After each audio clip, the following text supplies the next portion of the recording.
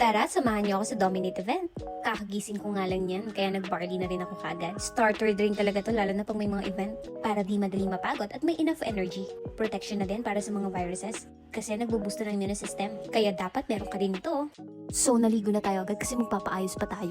Nakuha pa mag-TikTok, oh. So, ito na, nagpapaayos na tayo. So, after that, ito na, may igaganda pa pala. So, ngayon, magbibihis na tayo. Tapos, diretso na agad tayo sa event. Kasi awardee tayo. Pagdating sa seat ng VIP, may libre pang poster ni Ji Changbok. Naka-VIP reserve seat pala tayo ngayon na dati nasa Gen at dulong-dulo pa tayo. Grabe talaga si I Am Worldwide. Kaya sobrang happy ko, part ako ng Dominate 8th anniversary. Kaya sobrang thank you talaga sa mga founders, VP Aika, Press AM, at GM Ana. So, nag-start na ang program with El Gama Pinumbra and National Anthem. Then, sunod agad ang BGYO. Sobrang na-entertain talaga kami.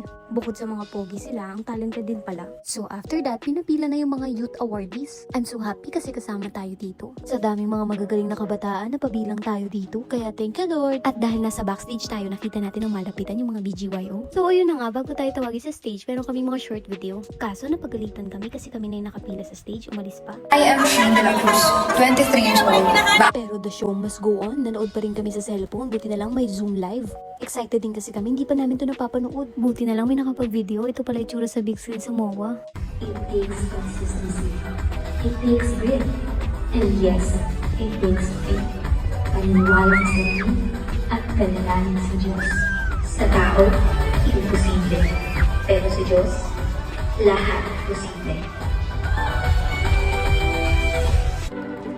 Grabe, ang ganda, di ba?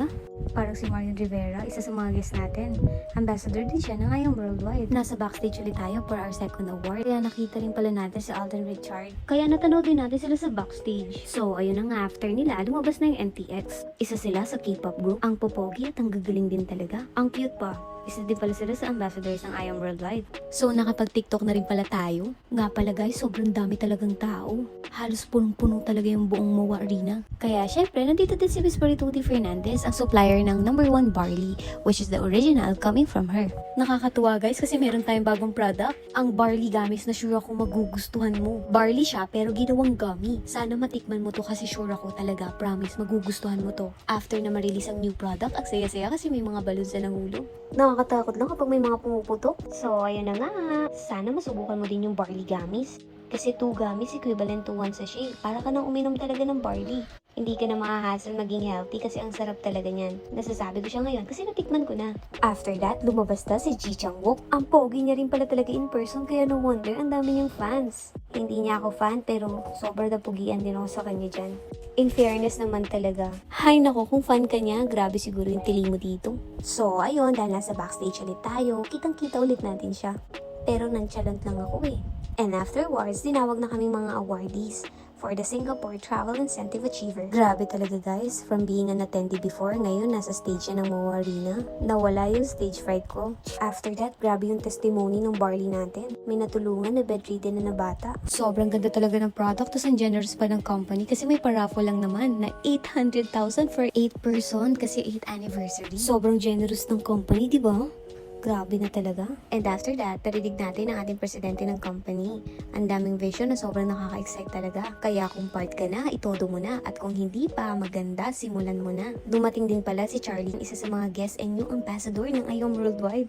Ang ganda niya in person. At syempre, ang pinakahihintay, ang Bini. Sinong bias mo dyan? Kasi for me, lahat sila magaganda. Lahat sila magagaling. Grabe talaga si I Am Worldwide kasi may paganitong concert pa yung mga magagandang guest. Okay, 3, 2, 1,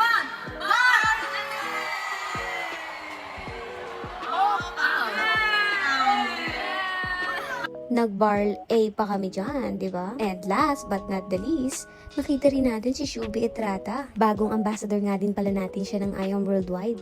And syempre, bukod sa entertainment, meron ding mga inspiration. Ang dami sa I Am Worldwide ang nakakuha ng mga extraordinary result. Merong naka-Lambo, Ferrari, at even McLaren. Yung mga normal na tao lang before, pero dahil sa ganitong klaseng industriya, nabago talaga yung life nila. Sinong mag-aakala, di ba? And syempre, ayun na nga, meron pang paraffle na Project 001. Ito yung monthly may nagiging millionaire sa company. 6 months ang binubunot, nag-reorder ka lang ng 6 boxes per month. Pwede ka nang manalo at maging milyonaryo. Present ka man o hindi, makukuha mo yung prize mo. Lalo na to, isang mananalo ng 8 million for our 8th anniversary. Grabe talaga. Pero dapat present ka during this time. And sobrang deserve ng nanalo niyan. So, ayun lang. Thank you for watching.